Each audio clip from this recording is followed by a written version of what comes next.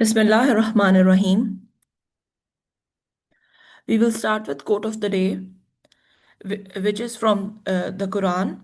And put your trust in Allah, for Allah is sufficient as a trustee of affairs. I'm Dr. Taimia Ayub, and today I will be presenting the topic of hospital waste management under the guidance and supervision of Professor Dr. Saira Afzal, Dean Institute of Public Health, Lahore. So this is the table of contents which we will be following. We will start with the introduction and definitions. Then we will cover classification of hospital waste, health and environmental hazard, waste minimization and segregation, treatment and disposal methods, and any regulations and implementation which are guidance by WHO in Pakistan policies, etc. And at the end, we will do multiple choice questions. So let's start with the introduction. What is hospital waste? According to WHO, all waste generated by healthcare establishment, research facilities, and laboratories related to the medical procedures on humans or animals, also known as healthcare waste, most widely used international term, or biomedical waste, which is a term used in some parts of the world like India and Pakistan. Clinical waste, which is the term used in UK and Australia. Hospital solid waste, which is another term used in some countries. So, what is the current global picture? 85% of healthcare waste is general, non hazardous. 15% is hazardous, infectious, toxic, or radioactive. About 0.5 kg waste generated per hospital bed per day in lower middle income countries. Less than 30% of lower middle income countries treat waste safely before disposal. Why it matters? Improper disposal causes needle stick injuries, infections like HIV, hepatitis B, C among healthcare workers and waste handlers. Pollute soil, waste, and air, especially critical near urban hospitals in Karachi, Lahore, and Islamabad. It creates community health risk through open burning, fly tipping, and informal waste picking. Hospital waste in Pakistan. What is the ground reality? Pakistan generates an estimated 335,000 to 350,000 tons of healthcare waste annually. Only a fraction is safely managed. About 1,200 government and more than 700 private hospitals, plus rural health centers, private clinics, all are generating waste daily. 0.5 to 3 kg kilogram per bed per day in urban hospitals, according to some cities, some research being done in Karachi. But generally, rural facilities generate waste less because there are less procedures going on there. Segregation practice. Studies show less than 40% of Pakistani hospitals practice consistent waste segregation at source, which is a critical gap. Similarly, sweepers and sanitary workers, the lowest paid staff, unfortunately, bear the highest exposure risk. Personal protective equipment use is less than 30% in service. Infrastructure deficit. Only major cities have any incineration capacity. Most hospitals rely on open dumping or uncontrolled burning. Um, Regulatory status. Pakistan NEQS 2000 and PEPA 1997 address waste, but healthcare specific regulations are weak and poorly enforced. WHO framework for healthcare waste management. WHO recommends a cradle to grave approach, managing waste from generation to final disposal. So this is a small pathway symbolically given in this flowchart. Number one is generation, then segregation at the point of care by category, then storage, designated, secure, labeled areas. Then comes the collection, scheduled by trained personnel. Then the transport, internal and external sealed container. Finally, treatment by incineration, autoclave, chemical, depending upon the type of waste. And finally, disposal, sanitary, landfill, secure burials. Key principle, each steps require trained staff, appropriate infrastructure, and management accountability. Segregation at source is the single most important steps. Mixing renders all waste hazardous and exponentially raises cost. No single disposal method is ideal for all waste type. A combination of technologies is always required. Waste management is a shared responsibility, from the doctor who generates it to the operator who disposes of it. So I still remember when in fourth year medical college, our trip was by the community medicine department. Our trip was done from Fatna Jana Medical College to Children Hospital, and at that time, Children Hospital was the only location where proper disposal and the incinerations facilities was available to all the health care hospitals, particularly government health facilities in the whole of Lahore, apart from one other facilities. So we can imagine the amount of number of patients coming to all the government hospitals, the amount of waste, hospital waste, which is being generated per bed per day in all these hospitals, and the facilities which should be there to properly dispose of these waste, so in order to not cause any environmental or human hazard. Classification of hospital waste. So, according to WHO, classification of healthcare waste is infectious waste, which is about 15% or less, which includes cultures, blood soaking, dressings, body fluid, etc. Then we have sharp waste, about 1%, which includes needles, syringes, scalpels, lancets. Then we have pathological waste, again 1%, which are tissues, organs, body parts, placenta, blood. Then we have pharmaceutical waste, about 3%, which includes expired drug, contaminated medicine, medications, vaccines, etc. Then we have chemical waste, about 3%, which includes solvent, disinfectants, heavy metals, fixatives. Radioactive waste, again, less than 1%, which includes radiotherapy isotopes, urine from treated patients, etc. And then we have general non-hazardous waste, which is the highest portion, which includes general paper, packaging, food waste, office waste, etc., which has no direct clinical contact. So the color coding and the labeling system. Color coding is the universal language of healthcare waste. It enables safe handling without reading, which is very much critical in low literacy setting or even in emergency setting for proper and quick disposal. Yellow is for infectious, pathological, pharmaceutical waste. Container is yellow bag or yellow container. For sharps, it is red anatomical waste. Container is red puncture proof container. Then we have black for general non hazardous waste and the black bag or a dustbin. Then we have blue or white for chemical or radioactive waste with the proper symbol of radioactive material should be on the top of it, so everybody should know that this can contain radioactive waste. So this is another figure to explain the segregation of solid waste management in the hospital. Again, it is all the containers and their types of waste which is being put into them. So we have black container, red plastic container, yellow, blue, and white container. Sharps, the highest risk category. A critical fact: single needle stick injury can transmit HIV, hepatitis B, or C. Pakistan has one of the highest rates of needle stick injuries in the region, unfortunately.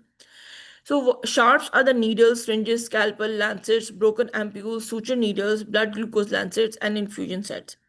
Never recap needles, never bend or break manually. Place directly in puncture proof sharps container immediately after use.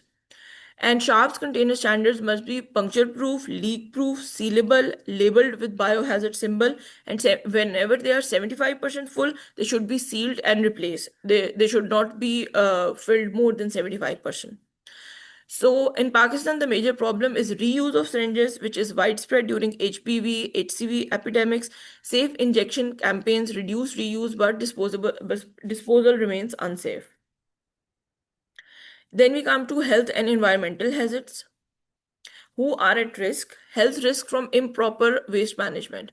So we have health care workers which are at risk of needle stick and sharp injuries, which can lead to different infectious diseases. Then we have respiratory exposure to toxic fumes during open burning, skin to contact with cytotoxic and chemical agents, musculoskeletal injuries from manual waste. Then we have waste handlers and sweepers, highest exposure risk, lowest protective resources. Manual sorting of mixed waste, cuts, punctures, infections. No PPE in majority of Pakistani public hospitals is being given to waste handlers or sweepers. Psychosocial stigma compounds health inequity. Then we have patient and visitor. Healthcare associated infections from inadequate disposal, exposure to open waste stores near wards, children at risk of playing with discarded shops in dump site, cross infection via reused, improperly sterilized equipment. Then we have community and waste pickers. Informal waste pickers recycle shops from open dumps, community pollution from hospital effluent and fly ash, livestock contamination, drug trafficking via pharmaceutical waste streams. So we have environmental hazards of hospital waste. Improperly managed healthcare waste contaminates all environmental compartments, soil, water, and air. In soil, open dumping of infectious waste contaminates topsoil. Heavy metals like mercury from thermometers, cadmium leach into the soil. Sharps buried in soft waste pose risk to waste pickers and children. Cytotoxic drug residues persist in soil for months to years. Now we come to water. Hospital wastewater carries pathogen, drug residues, and chemicals. Leachate from unlined disposable sites contaminate groundwater. Rivers near urban hospitals in Pakistan show elevated fecal coliforms. Antibiotic residues in water drive antimicrobial resistance. Finally, air. Open burning procedures, dioxins, furans, and particulate matter. Incineration without proper controls releases heavy metal vapors. Smoke from hospital waste fires is 50 to 100 times more toxic than domestic fires. Communities downwind of open hospital burning sites report respiratory illnesses. Disease burden linked to healthcare waste. Healthcare waste is directly linked to major infectious disease epidemics in Pakistan. The following are WHO documented association. Number one, as we talked about, is hepatitis B from needle reuse and sharp disposal. Pakistan is one of the highest HBV prevalence rates globally, and the risk is very high. Then we have hepatitis C, again by needle reuse and contaminated equipment. 7.5 million Pakistanis are infected, even more, and it is the largest burden in the world currently of hepatitis C, which is very high. HIV/AIDS, again from needle stick injuries, contaminated injections, rising epidemic in the PWID linked to needle sharing and unsafe disposal. Typhoid and cholera, hospital effluent contaminating water supply, outbreaks in community surrounding large urban hospitals. Then finally, we have AMR pathogens. Antibiotic waste in water leads to resistant bacteria. Superbug outbreaks in ICUs linked to environmental contamination. Now we come to waste minimization and segregation. Waste minimization or prevention at source. The most cost effective strategy is to reduce waste before it is generated. This requires purchasing, prescribing, and procedural changes. Green purchasing, buy only what will be used before expiry. Prefer single dose packaging over multi dose. Avoid mercury contaminated equipment like thermometers, sphygmomanometers. Choose recyclable or minimal packaging from suppliers. Inventory management, first in, first out. Medication dispensing, regular stock orders to prevent overstocking. Return to supplier schemes for unused medications. Centralized pharmacy purchasing to avoid ward overstocking. Procedural minimization, use precise quantities of medications, avoid waste. Adopt multi use equipment where sterilization is guaranteed. Digital records to reduce paper waste. Reuse sharp trays, drums, and kidney dishes where safe. Recycling and reuse. Separate clean cardboard, plastic, and glass from clinical waste. Recycling of office paper toner cartridges. Compost kitchen and food waste separately. Note, clinical items must never be reused. Waste segregation protocols and best practices. Segregation means separating waste by type at the point of generation. It is the foundational step of the entire waste management chain. Sorry. Provide color coded containers. Place yellow, red, and black bags containers at every care point. Containers must be less than 3 by 4 full before sealing. Then segregate at point of generation. Each healthcare worker is responsible for placing their waste in the correct container immediately after generation. Never mix waste categories. Even a single sharp and general waste bag makes the entire bag hazardous. Label each container. Every bag or container must show waste type, biohazard symbol, ward name, date, and generator's name. Seal when 3 by 4 fill. Bags must be sealed, not tied with a gooseneck knot or cable tie, never compress or carry against the body. Record in waste register, log weight, volume, category, date, and collection time, essential for regulatory compliance and waste audits. Internal transports and temporary storage. After segregation, waste must be safely moved from wards to a secure storage area pending collection and treatment. Internal transport rules, dedicated waste trolleys, never shared with food or linen, fixed collection schedule at least twice daily in clinical areas. Waste bags must be sealed before collection. No loose waste. Trolleys must have lids cleaned and disinfected after each use. Staff must wear PPE, gloves, apron, closed shoes, which should be long plastic boots at least, so no needles should perforate them. Use designated corridors or service lift, not patient routes. Waste must not be left unattended in the corridor. Temporary storage requirement, dedicated locked room, access restricted to authorized staff only.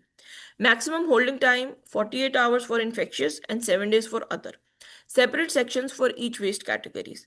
Impermeable floor, easy to clean and disinfect. Ventilated, protected from pest, rain and sunlight. Biohazard warning sign visible at the entrance. Register maintained for all waste entering or leaving storage. Now we come to treatment and disposal methods.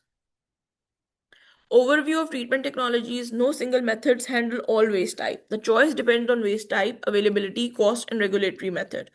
So, first of all, we have incineration, which is suitable for infectious, pathological, pharmaceutical, and shops. Environmental impact, unfortunately, is moderate to high if controlled. And cost is still high. In Pakistan, status it is limited to major cities only. Autoclaving, we have infectious waste and lab cultures. It is suitable for environmental impact is low, and cost is moderate, and it is available in tertiary hospitals in Pakistan.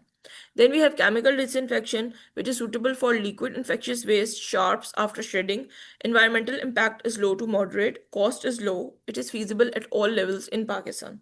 Microwave treatment, infectious waste, which it is suitable for infectious waste, not sharps or pathological. Environmental impact is low, cost is moderate to high. In Pakistan status, it is rare in availability in Pakistan. And pilot projects are only there. Engineered sanitary refills for general and non-hazardous waste, and secure pet burials in rural settings for sharp, pathological, and such waste. Environmental impact of both of these categories is low, and cost is also low. And the secure pit burial is WHO improved approved interim option in rural areas. Then we come to incineration, principles, types, and concerns. Incineration destroys pathogen and reduces waste volume by up to 90%. However, controlled incineration is highly hazardous. So, in incineration, waste burned at 850 to 1100 degrees centigrade in a primary combustion chamber. Then we have secondary combustion chamber at more than 1000 degrees centigrade, which burns off gases and dioxins. Then we have flue gas treatment, removes particulates and toxic emissions, and ash residue 10% of original weight still requires secure land refills, and continuous monitoring of temperature and emissions is required. In Pakistan, WHO discourages simple drum or brick incinerator. They provide dioxins at low temperatures. Most Pakistani hospital incinerators are single chamber, uncontrolled. Chlorinated plastics, PVC, IV bags must not be incinerated. Incinerator operators need specific training. An alternative is dual chamber kiln for rural or low resource settings.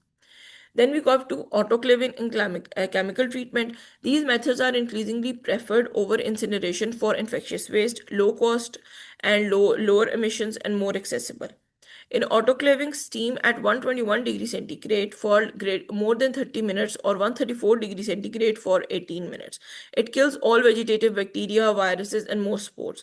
Does not treat pharmaceutical, chemical, or radioactive waste. Requires shredding before disposal. Treated waste goes to landfills. It is best suited for lab cultures, microbiology waste, or waste validated with biological indicators. Then we have chemical disinfectants, which are common agents like sodium hypochlorite, glutaraldehyde, and formaldehyde. These are used for liquid waste, blood, body fluids poured into drains after treatment.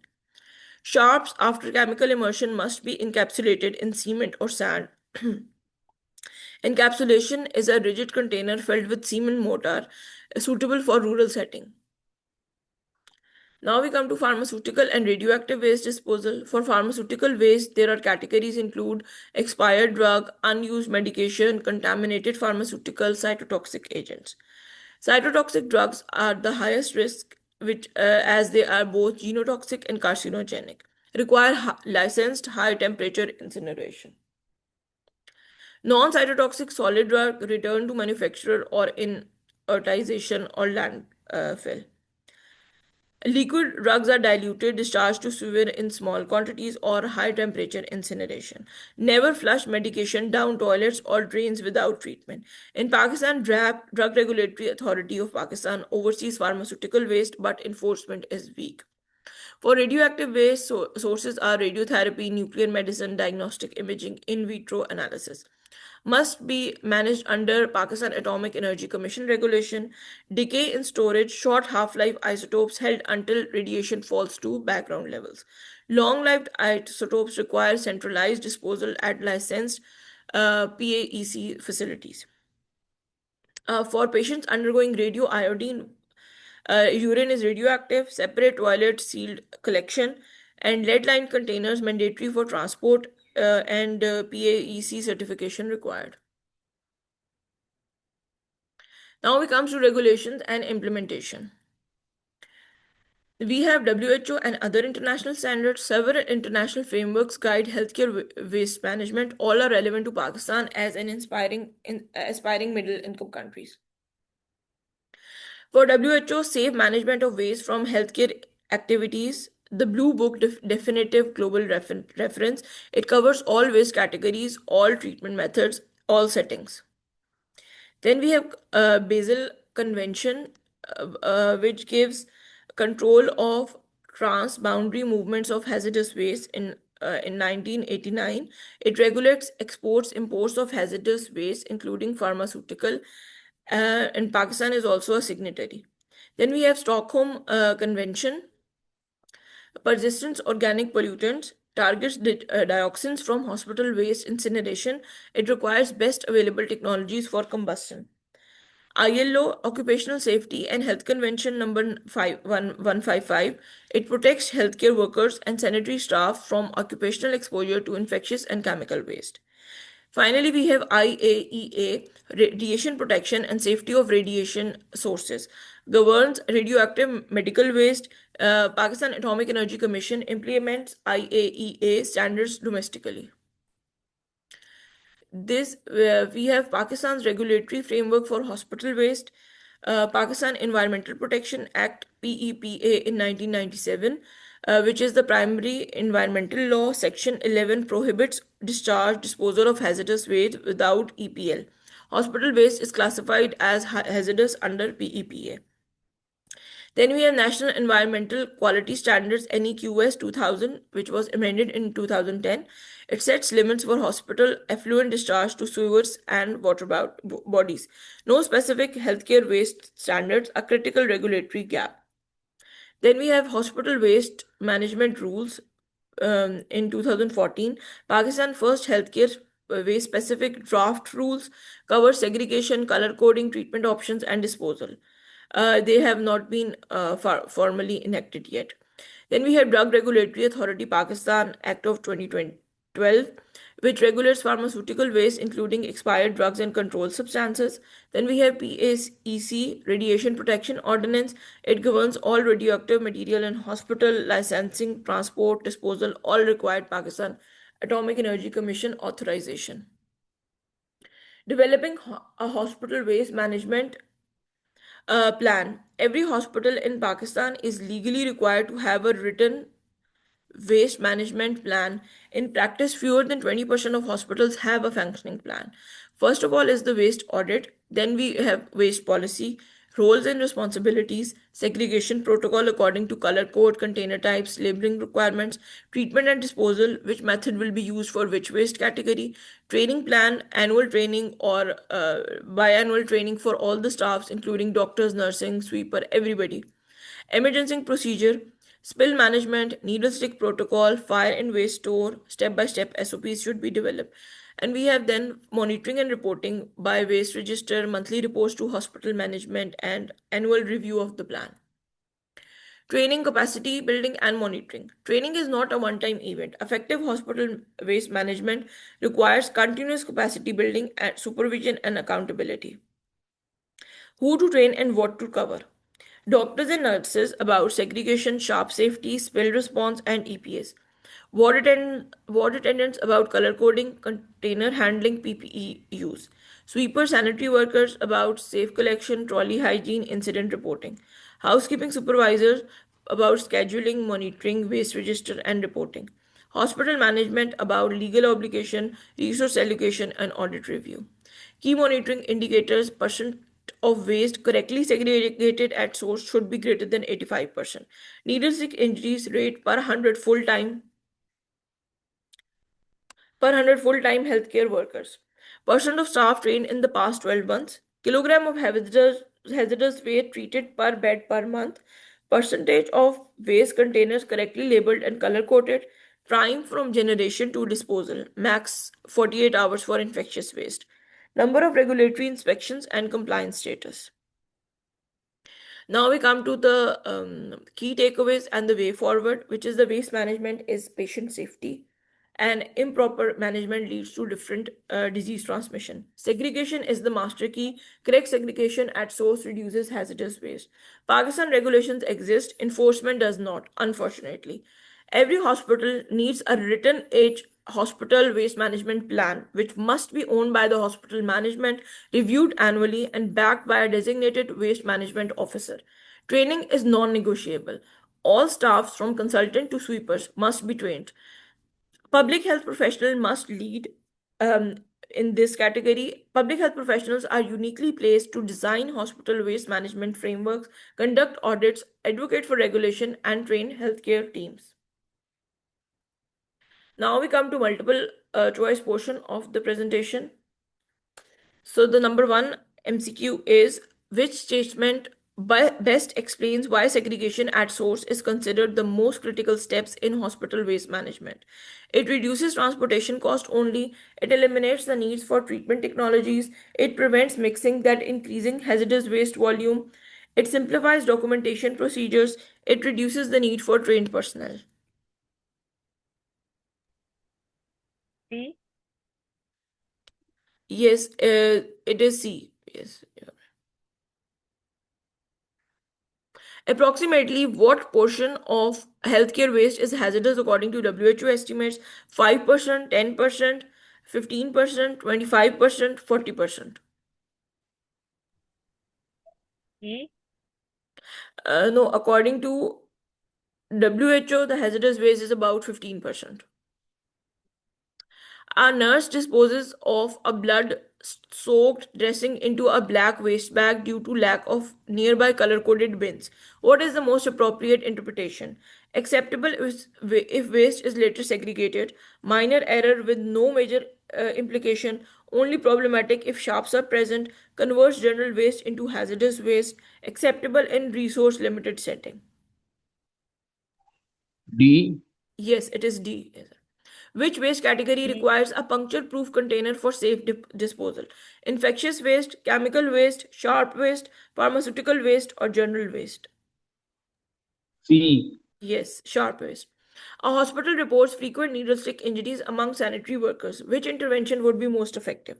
Increasing incinerator capacity, improving sharp segregation and disposal practices, expanding landfill space, introducing microwave treatment, or reducing hospital admissions? B. B. It is B, improving sharp segregation and disposable practices.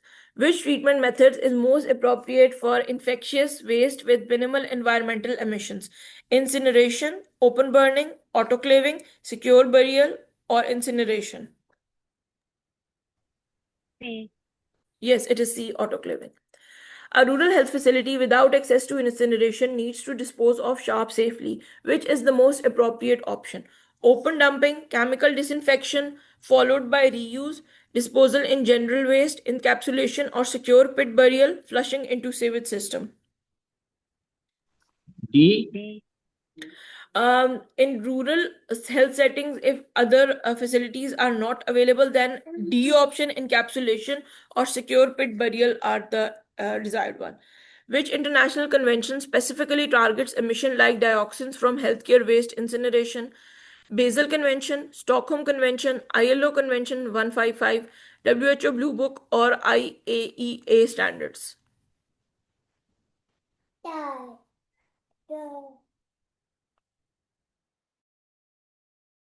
So for answer key, I have here B, Stockholm Convention. Then we have ninth MCQ. During an audit, only 35% of hospital waste is correctly segregated. What is the most likely downstream consequence? Reduced waste generation, lower occupational risk, decreased treatment cost, increased proportion of hazardous waste, or E, improved recycling efficiency. D. Yes, the answer is D. Now we have the last MCQ. Which of the following is a key indicator for monitoring hospital waste management performance? Number of hospital beds, percentage of waste correctly segregated, total patient admissions, number of doctors per ward, or E, average length of stay. B. B. Yes, it is B, percentage of waste correctly segregated. So this is the answer key. This is the YouTube link where this video will be uploaded, and thank you very much for listening. Dr. Taimia,